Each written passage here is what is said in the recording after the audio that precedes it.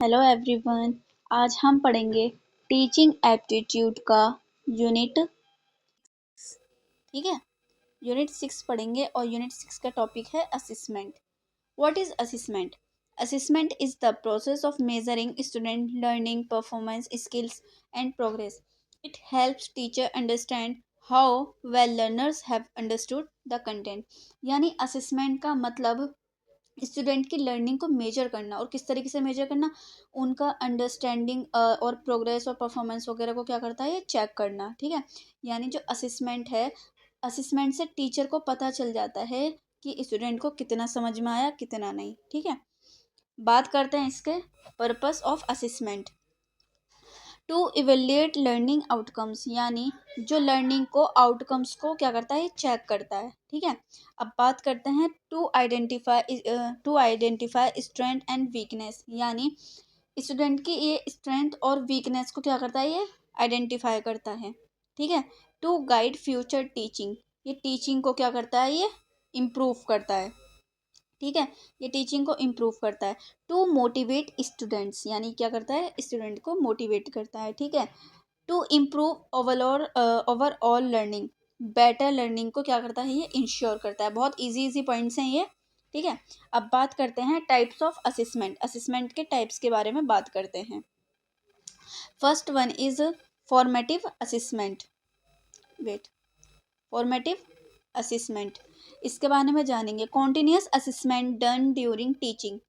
ठीक है, एग्जाम्पल इसमें क्या है, क्लास टेस्ट या फिर क्विज या फिर ऑब्जर्वेशन। यानी जो टीचिंग के बीच बीच में जो टीचर्स वगैरह लेते हैं, कौन से असेसमेंट, फॉर्मेटिव असेसमेंट। एग्जाम्पल के तौर पर जैसे कि हो गए क्लास टेस्ट या फिर क्विज या ऑब्जर्वेशन जैसे होती हैं। ठीक है, अब बात करते हैं सेकंड वन की, summative assessment done at the end of a unit और टर्म। एग्जाम्पल फाइनल एग्जाम या फिर यूनिट टेस्ट। यानी ये जो एंड में होते हैं, और एंड में कौन से वाले होते हैं, समेटिव असेसमेंट होते हैं। ठीक है, यानी कि एग्जाम्पल फाइनल एग्जाम या फिर यूनिट टेस्ट, ये जो होते हैं। ओके, अब बात करते हैं थर्ड वन की। यह है diagnostic assessment used to find used to find wait, हाँ, लर्निंग डिफिकल्टीज बिफोर टीचिंग।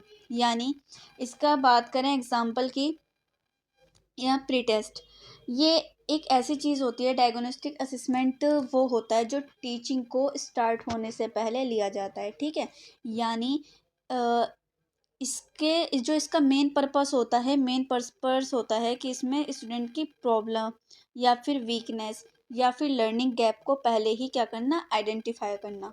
ठीक है, ये जब पहले ही आइडेंटिफाई कर देता है ताकि टीचर को उसके अकॉर्डिंग टीचिंग प्लान वो बना सके। टीचर को ये चीज़ समझ में आ जाए, जब वो ये चीज़ ले, बच्चों का पहले ही पढ़ाने से पहले क्या ले, टेस्ट ले, तो उन्हें पता चल जाए कि बच्चे को किस तरीके से पढ़ाना है, उसके लिए क्या कर सके, वो प्लान बना सके। अब अगर बात करूँ, मैं इजी एग्जांपल दूँ, क्लास जो है शुरू होने से पहले एक प्री टेस्ट लिया जाता है।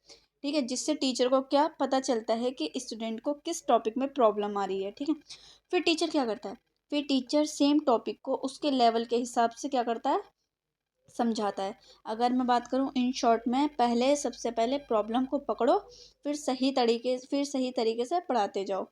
ठीक है, अब बात करते हैं कॉन्टिन्यूस एंड कॉम्प्रिहेंसिव एवोल्यूशन, यानी CCE, इसके बारे में जानेंगे।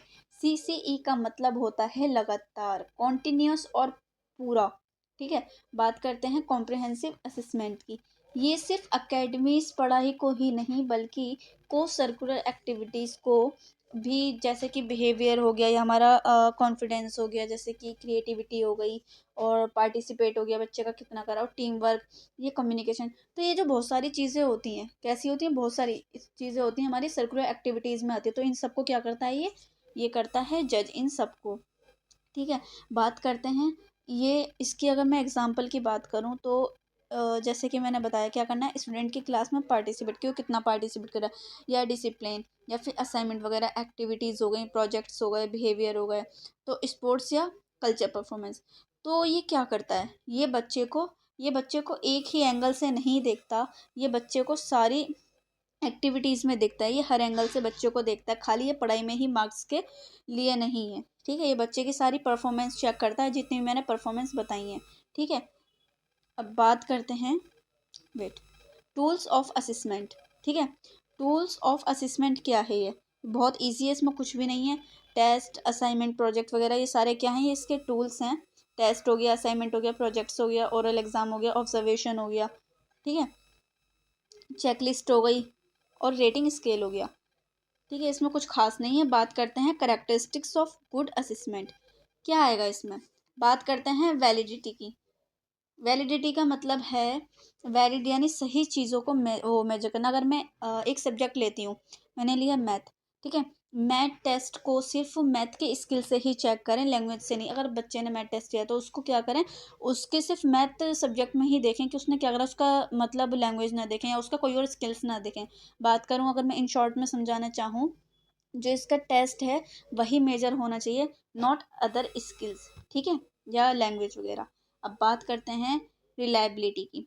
इसमें क्या होगा, हर बार सेम रिजल्ट। ठीक है, अगर ये भी बहुत इजी है, इसमें ना श्योर होना चाहिए। देखो जैसे कि एक बच्चा है, वो बार बार असेसमेंट में टेस्ट वगैरह जो भी हो रहा है उसमें क्या हो रहा है, वो 100 मार्क्स ही ला रहा है, ठीक है, तो उसमें क्या होगा, तो बच्चा ना श्योर रहे आगे के लिए, या जो भी है वो अपनी बात पर वो श्योर रहे कि हाँ, वो जो उसने परफॉर्मेंस या उसने जो भी नॉलेज उस पर, कि हाँ उसका नंबर यही आएगा कुछ भी, तो वो क्या है, श्योर, वो श्योर रहे कि रिजल्ट बार बार बदले नहीं, उसका वही आए। ठीक है, अब बात करते हैं ऑब्जेक्टिविटी की।